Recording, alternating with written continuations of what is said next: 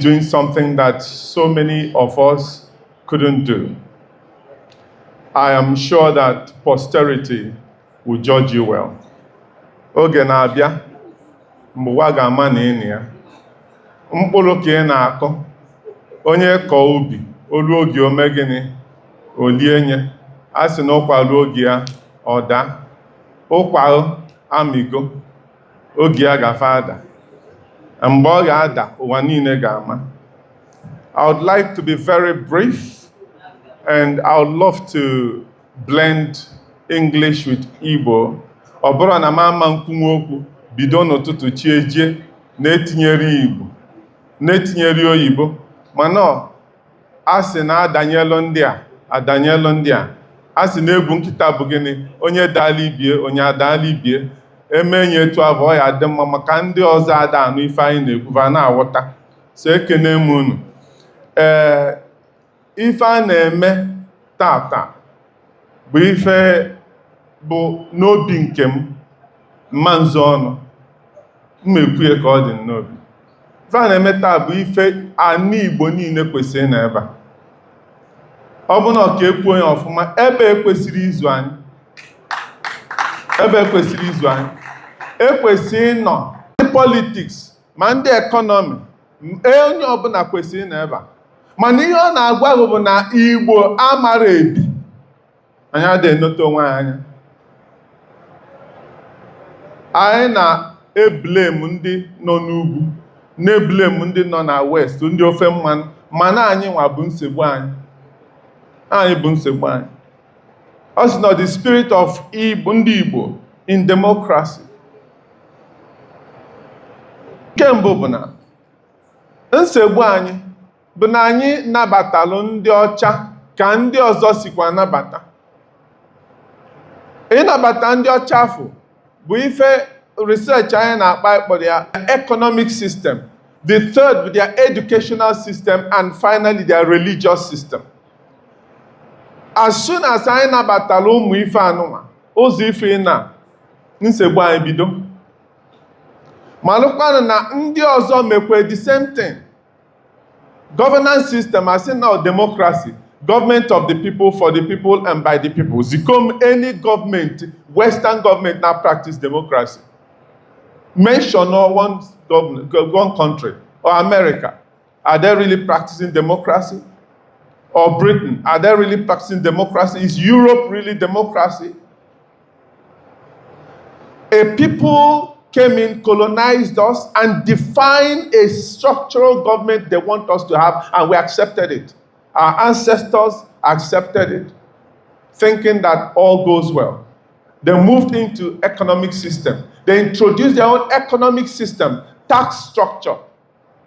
Some of us came from a family where our father were paramount leaders, paramount chiefs, warrant chiefs, whose responsibility were to collect tax from our people and then pass a portion of it to the Oyibo man.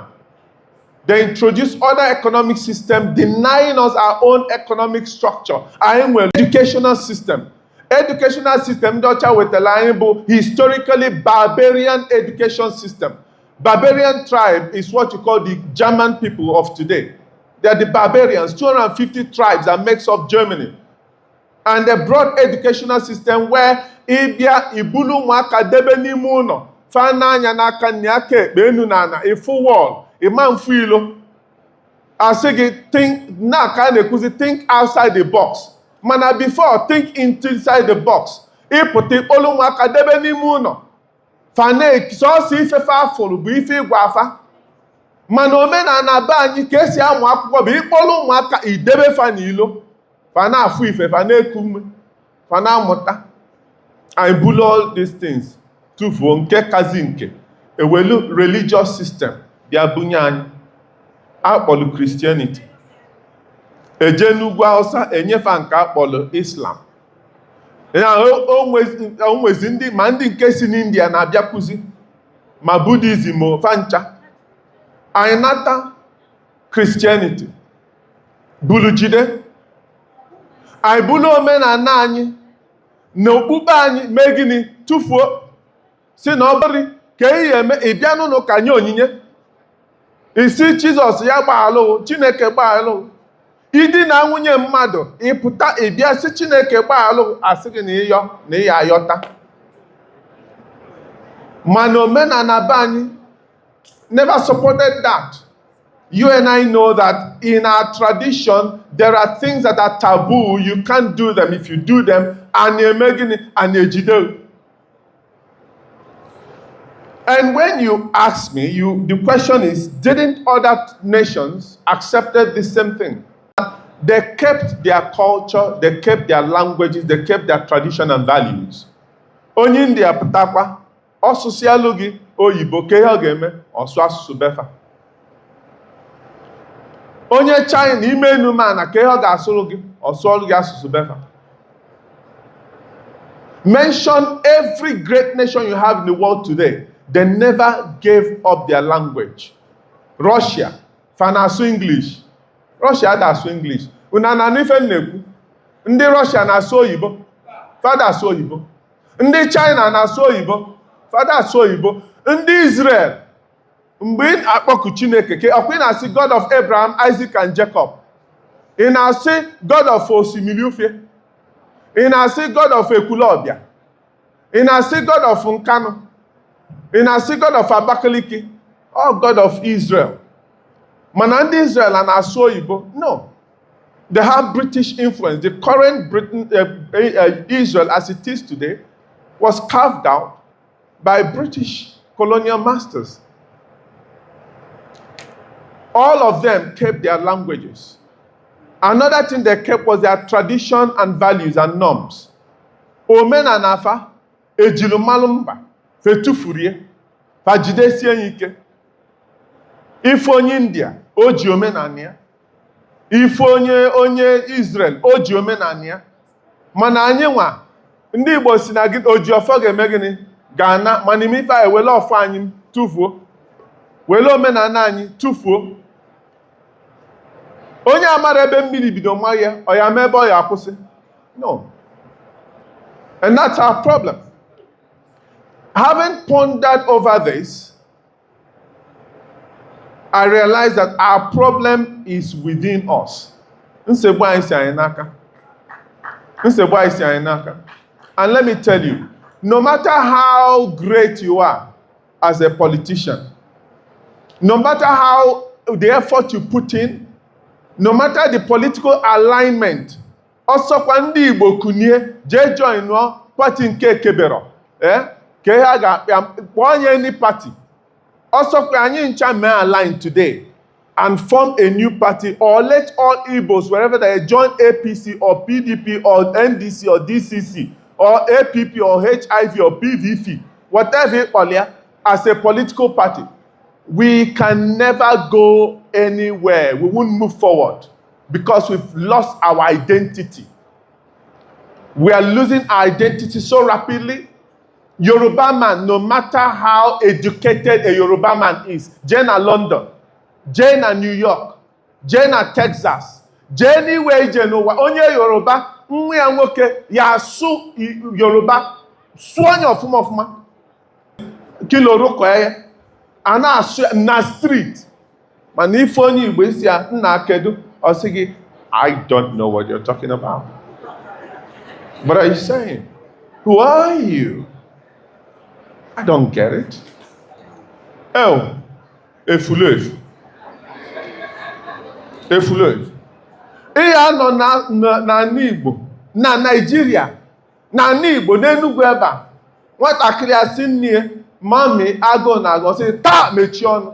Ka ihe agụ, ịma nsị, I am hungry. Say I am hungry. Nwatakịrị asị I am hungry. Or they happy. Even in my Shainaka. He can count all the problems in the world. He kept problem at Google. Anybody mention the problem in the Igbo or go look at the problem. The question is, what is the solution? Kevin, what is what? The solution. Onye ndị Igbo si na ama mma esi n'ụlọ hapụ n'ilo. Ọ idozi ebe ijebe idozi be onye ọzọ. What we need to do, if you're a billionaire or millionaire, or when one neighbor a billionaire or millionaire, first you need to do is go to your village. When you get to your village, set up Igbo language and culture center. That's number one. Just go in one room. Jelota. Go akwụkwọ ndị Igbo debe ebe afọ. Chọọ teacher na-akụzi Igbo ka ọnọdụ na-akụzi ụmụaka asụsụ Igbo. Ederede na-asụ asụ. Kwado ndị village bụ ndị ezie, ndị nwa ife bụ omenala. Ka va bịa na-akụziri ụmụaka anyị ife bụ omenala. Skuulu nọ na bunu kpọrọ ha jee na-akụzi ụmụaka ife bụ omenala. When our tradition and values are upheld, izu oriana. Ịnalụ ụmụ nwoke nwunye fa ana. Ịna ndị mmadụ eme gịnị ana. My father taught me something which we use in our palace till tomorrow. Ịbịa na ana, si na ana bụ nke ekpesi ikpe mkpọrọ jee n'ini nna m. Si ngwa kwuru. Ọ bụ na ije n'ini na-atụ egwu. Mkpọrọ jee na ana. Yipụ akwụkwọ zọdụ ụkwụ na o nwere ihe m ga-eme sị gị ngwa kwuo n'oge ma ikwusie ya nwa ịdịlụ ndụ ma na chi n'eziokwu ka ị na. But we don't do it anymore because we know that we are liars. We are deceitful. We are afraid of if let me refer you to the scriptures. God in the book of Deuteronomy, when Moses was about to leave this world, he called the children of Israel. He said, "O ye Bnei Israel, Bo, come." Or say, "Heaven and earth bear me witness. Shamayim ved haaretz." Enu, Shamayim, Ana, haaretz, bear witness. Obo ne enu adirondo, ana adirondo. Ife adirondo na agbakebe. Ife adirondo ọ na-agbakebe. Ana dị ndụ, enu dị ndụ. Chineke ji ọnụ ya sị, enu na ana bịa gbalụ nwa bụ Chineke osi ya. Na ụmụ Israel ọsị ọbụla fa rapụ ihe ngwa ha jee mee ihe ọzọ nkugbuo fa. Asị na dị mma n'oyibo. Ibi si na ịbụ onye, by the way, I am British. My nationality, I'm British. But abụ m onye Igbo n'ọbara. You can't say na ịbụ British, ịbị rapụ be nna gị. Ma ịrapụ isi na ịbụ American. American gịnị? Ịbụ onye Igbo first. Ebe afọ ibi, encourage your people to have Igbo center. China, almost everywhere in the world, China gịnị? Chinatown. Go to everywhere, Chinatown. You go to universities, Nnamdi Azikiwe University, Awka, found a Chinese center, very massive. Why can't our Igbo billionaires come to universities? Obonichi may Igbo Center, Ebonyi State University, come, I'll give you a place. I'll give you a place, build Igbo Center, put all Igbo artifacts. Any artifacts in an Igbo, we'll make it available for you. Come and sponsor it. Catch our children young. Look at our economic system. Encourage our children to go into economic structures. Etuanno. My last boy just goes to all na my matter then. Nwam yebugodi ụzọ je me apprentice, boy, or boy before Jebe University. Because university as it is now is a scam. I'm a professor in a university, 13 years as a professor. 13 years as a professor and a deputy vice chancellor. Quote me anywhere. University as it is now is what? Is scam. Why? Before a student at Abanye University is already obsolete. KKC Aba University. Your parents say delu kwugo etetelu wayek. Onabro mpu now. A parent geje kwugo kenenelu nwe wayek. Mbosi Sunday je kene Chineke na nwa gị nweta AAA na wayek. Onye ori.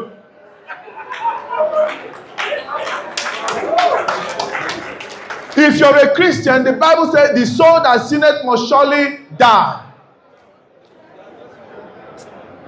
Then Obata University, Ibiakutem, on the honorable, Mandi cause Acholombia, Achonka medicine. Nwa brain for medicine. Why do you want to train as a medical doctor?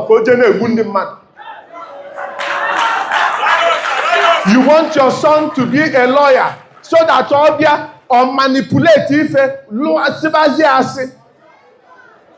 Manandi Igbo si n'eziokwu bụ gịnị bụ ndụ.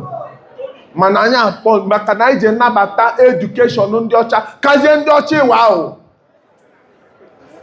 Ọ bụ na nwa gị bụ ihe ọ chọrọ ikpe bụ egwu, nye akpanye n'egwu omenala.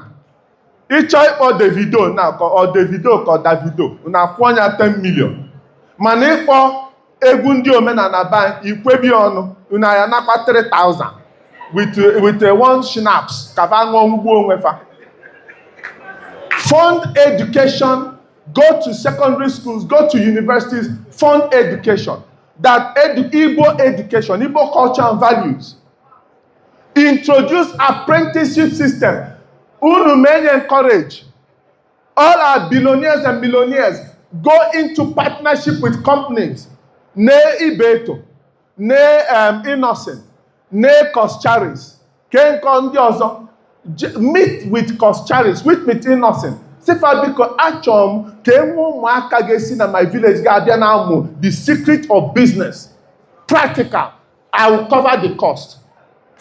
Each 10 person jekwu Innocent. Innocent as nwa Igbo nabatonya wa train for fuma na the secret of business. Hana puta inye fezibo go fa bido business. Those children will be relevant to our society more than going to university. Ekenemu.